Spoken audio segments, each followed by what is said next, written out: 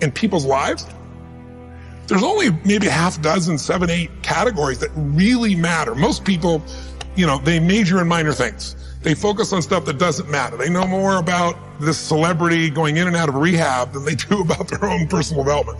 But I look at and say, if you look at your body, without that, everything else is out the door. You don't want to be richest man in the graveyard. That's not going to do it. If there is energy, if there's vitality, if there's strength, it's going to show up in your relationship. It's going to show up in your business, show up in your life. That's an area you got to master. You can't dabble. It's too important. Emotions are everything. I mean, you got a ton of money, you got everybody loves you, and your primary emotions are pissed off and frustrated, then your life's pissed off and frustrated. It doesn't matter if you got $1 billion or 1 million people loving you, your life is not great.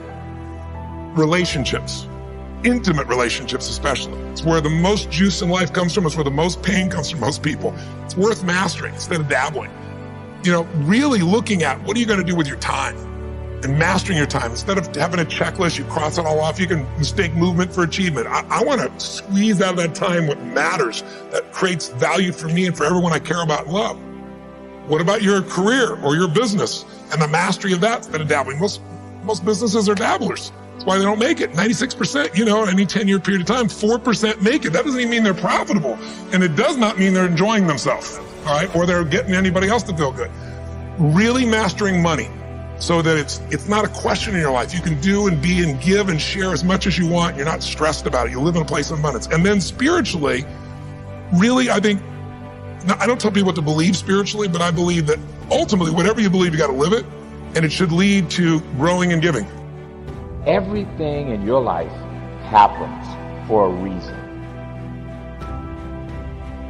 Your responsibility is to look at these things in your life and ask this question, why now? You need activation energy to start the change, to start to sit down, to start to get out of bed, to start to walk out the door. That's the key to creating any kind of change. This activation energy inside of you that causes the initial boom. And then what do we hear over time? Once you start, there's a chain reaction, and that allows you to keep going. The most basic answer, I'm sorry it's so simple, but it's true, it's fear. People making this complex process, this woman's telling me that I don't understand why I don't do this, why I feel this way. I said, it's called fear. Everybody's afraid we're not enough. Everybody's afraid we're not rich enough, smart enough, young enough, quick enough, fast enough. It's human nature. But the secret is to do it anyway. I know that sounds so simplistic. My work when I'm working with somebody is showing them how to condition themselves, like building a muscle, so that you take action first, automatically. Because if you don't do that, it's hard. You lose momentum. It's like, how do I get started? Where do I go? Do anything to start the process of moving forward rather than let fear stop you. If your goals are easy to achieve, they are not big enough. Set bigger goals. Goals that excite you and scare you at the same time. If it is important to you, you will make it happen. If it is not, you will find an excuse. How bad do you want it? I want to reassure you that you can do it. I want you to reassure you that you can make the decision.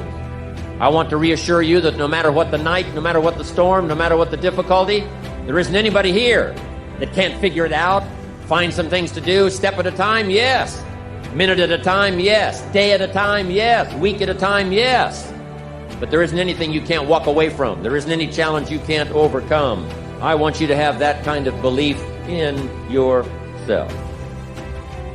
The mindset of moving past fears and insecurities and making sure you want something so desperately that you're willing to work for it.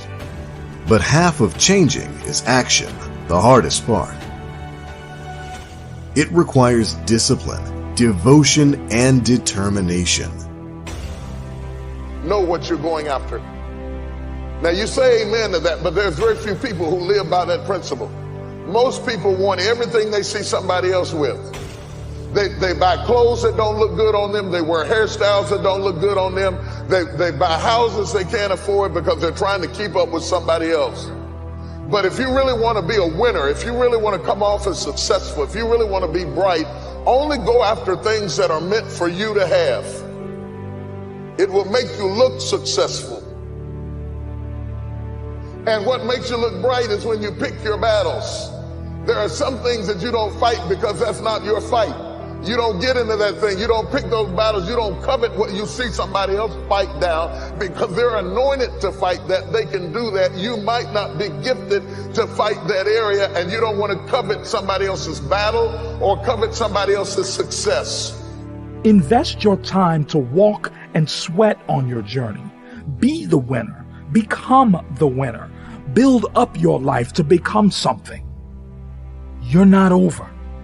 Your opportunity never ended. This is your time to become something. Covet, and the other word I want you to think about is the word envy, because envy is the attitude that you have about other people's success. When you become envious of other people's success, you fail to become everything that God would have you to be. And the quickest way to stop being envious of other people's success is to know that God has something for you, that everything in your life is preparing you for that thing, that there are in your life defining moments. This is a critical issue. There are in your life defining moments, moments that if you handle properly, they are pivotal points that change your life for a lifetime. It is at these moments that if you know what you're going after, everything that you went through before is justified in preparing you for these defining moments.